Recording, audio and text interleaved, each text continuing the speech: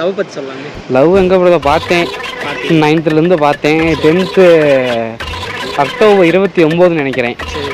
அவங்க ஸ்கூலுக்கு போனால் நானும் ஸ்கூலுக்கு போயிட்டு காலையில் சைக்கிள், எங்கள் தாத்தா சைக்கிள் இருக்குது, இந்த சைக்கிள் எடுத்துகிட்டு போயிட்டு நிப்பாட்டிட்டு சும்மா ஆரம்பிக்கிறேன். என்ன யாருன்னு தெரியுமா அப்படின்னேன். தெரியும். கேட்கல, அது இப்படி தான் நிற்கிறான், அவங்க பேசுகிற கேட்கவே இல்லை. தெரியும். புரியல.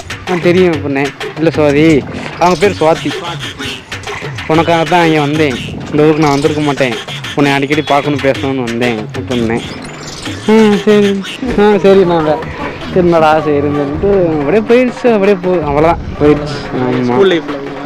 ஆமாம் 10th.